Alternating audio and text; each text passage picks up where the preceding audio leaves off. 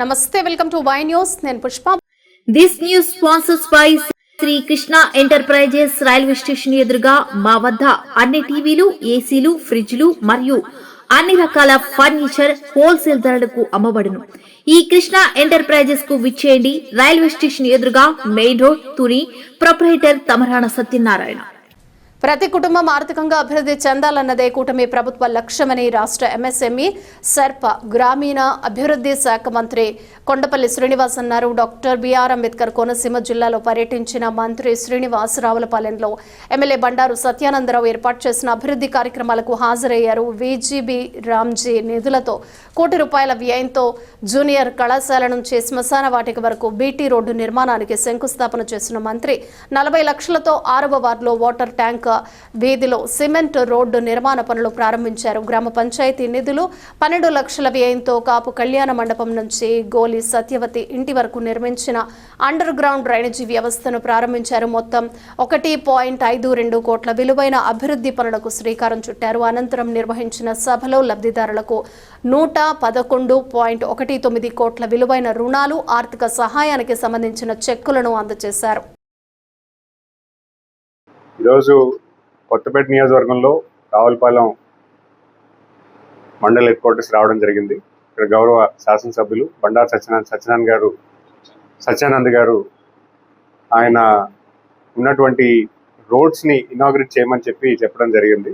ప్రధానంగా ఇక్కడ వచ్చినటువంటి కారణం ఎంఎస్ఎంఈ పార్క్స్ని రివ్యూ చేయడం, అలాగే ఉన్నటువంటి ఎంఎస్ఎంఈ అసోసియేషన్స్తో కలవడం, మరి అలాగే డ్వాక్రా సంఘాల్లో ఉన్నటువంటి మహిళలు ఎవరైతే ఆంటర్ప్రినర్ కింద అంటే మహిళా వ్యాపారస్తులుగా ఎవరైతే తయారవుతున్నారో వాళ్ళు ప్రత్యేకించి కలిసి వాళ్ళతో మాట్లాడి వాళ్ళ చెక్కులు కూడా పంపిణీ చేయడానికి ఇక్కడ రావడం జరిగింది. ప్రధానంగా గౌరవ ముఖ్యమంత్రి గారు ఎప్పటికప్పుడు 1 ఫ్యామిలీ 1 ఆంటర్ప్రినర్ కాన్సెప్ట్ని ప్రతి గ్రామంలో తీసుకెళ్ళాలి. ప్రతి అవకాశాన్ని కూడా ప్రతి కుటుంబంలో కూడా ఆర్థిక అభివృద్ధి జరగాలి, వాళ్ళు ఏ రకంగా చేసుకోవాలి, ఏ రకంగా అయితే వాళ్ళు మెరుగైన స్థాయికి వెళ్తారన్నది ప్రధానంగా ఆయన ఆలోచన. అందుకే ఈరోజు డ్వాక్రా మహిళల్లో ఒక కొత్త ఒరవడి తీసుకొచ్చి గౌరవ ముఖ్యమంత్రి గారు ముందుకు తీసుకెళ్తారు తరుణంలో, అలాగే ఎంఎస్ఎంఈ పార్క్స్ని ఇండస్ట్రియల్ అసోసియేషన్స్లో ఉన్నటువంటి ఫీడ్బ్యాక్ కానీ వాళ్ళు ఇచ్చిన సజెషన్స్ కానీ అన్నీ కూడా సమకూరుస్తూ పరిపాలనలో ముందుకు తీసుకెళ్ళడానికి మేము కార్యాచరణ చేస్తున్నాము. మరి ఈరోజు ఇక్కడికి రావడం నాకు చాలా సంతోషంగా ఉంది. ఎందుకంటే ఈరోజు ఒక సీనియర్ నాయకులు బండారు సత్యానంద్ గారు అనేక ప్రజానికంతో ప్రజలతో మమేకమై ప్రజల్ని చైతన్యపరుస్తూ ప్రజలను కూడా పరిపాలనలో భాగస్వామ్యం చేస్తూ ముందుకు వెళ్తున్న నాయకత్వం.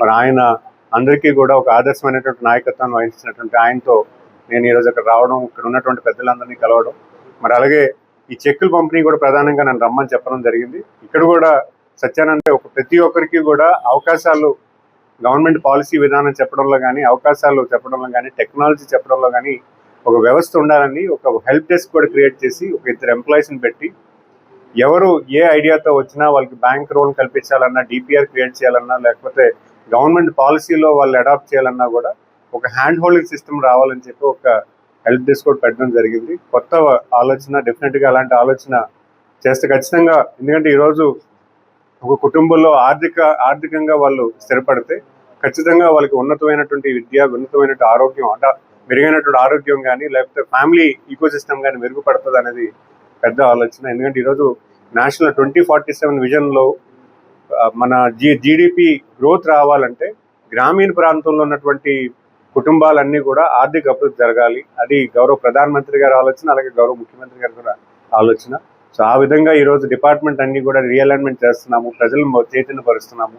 ఎందుకంటే మనకున్నటువంటి ఇప్పటికే చూసుకుంటే చాలా ఉత్పత్తుల్లో మనం పరాయి దేశాల నుంచి కూడా తీసుకురావడం జరుగుతుంది.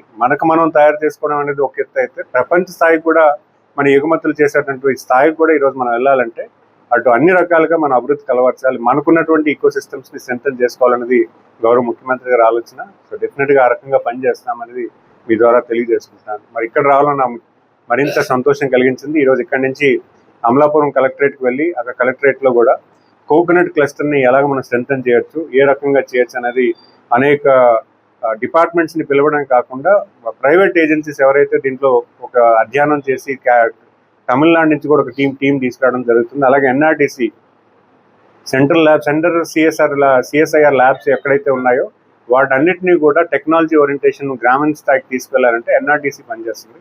అది కూడా ఈరోజు ఆహ్వానం పలికాము. అలాగే కాయర్ బోర్డర్ వస్తుంది. అలాగే అనేక ఆంటర్ప్రినర్స్ ఎవరైతే ఈ కాయర్ బోర్డులో పనిచేస్తారో వాళ్ళు కూడా కలెక్టర్ గారి సమీక్షలో ఈరోజు ప్రస్తావన చేసి నెక్స్ట్ లెవెల్కి ఏం చేయొచ్చు అన్నది కూడా కార్యరూపం చేయడానికి ఇది ఒక ప్రధానంగా ఉన్నటువంటి మీటింగ్.